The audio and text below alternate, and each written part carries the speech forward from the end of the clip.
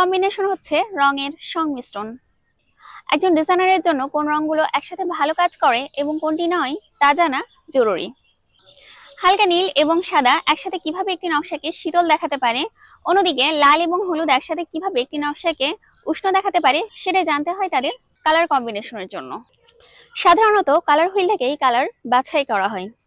আমরা এর আগে কালার হুইল সম্পর্কে জেনেছি। আজ জানবো কালার কম্বিনেশনে কালার হুইল কিভাবে সাহায্য করে। ডিজাইনের জন্য কালার হুইলে বিভিন্ন ধরনের প্যালেট রয়েছে। তাহলে চলুন আজকে প্যালেটগুলো সম্পর্কে আলোচনা করি।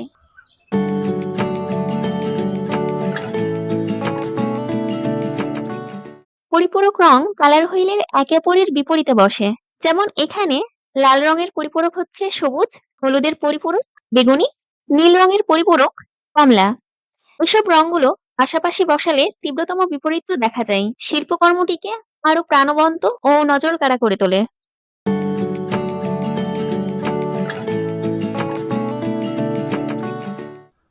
আমরা জেনেছি পরিপূরক রং হলো যে কোনো দুটি রং যা কালার হুইলের একে অপরের বিপরীত।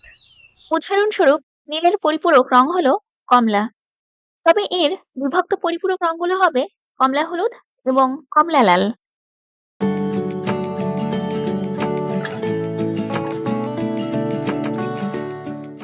সাদৃশ্যপূর্ণ রঙগুলি কালার হুইলে একে অপরের পাশে থাকে।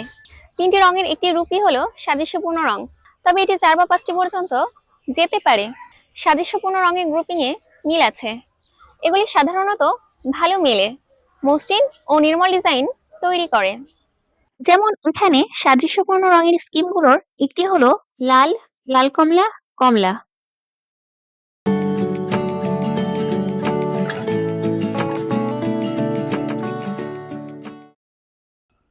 ট্রাইডিক রঙের স্কিম 3টি রং নিয়ে গঠিত। ট্রাইডিক রঙগুলি কালার হুইলে সমান দূরত্বে থাকে। ঠিক যেমন এখন এই ছবিতে দেখা যাচ্ছে লাল, হলুদ ও নীল মিলে যেভাবে ত্রিভুজ গঠন করেছে।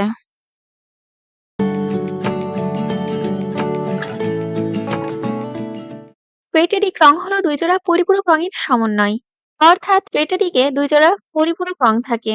রংগুলো কালার হুইলে সমানভাবে বসে। আমরা ট্রাইডিক রঙের স্কিমে দেখেছি 3টি রং নিয়ে একটি ত্রিভুজ গঠন করতে, আর প্লেটেডিকে দেখছি বর্গক্ষেত্র বা আয়তক্ষেত্র তৈরি করতে। তো এতক্ষণ সঙ্গে ছিলাম আমি জেরিন। ফ্যাশন ডিজাইনিং সম্পর্কে জানতে ফ্যাশন কুইনের সঙ্গেই থাকুন। ভালো থাকুন, সুস্থ থাকুন, আর আমার রেগুলার ভিডিও পেতে আমার সাথেই থাকুন। ধন্যবাদ। টাটা।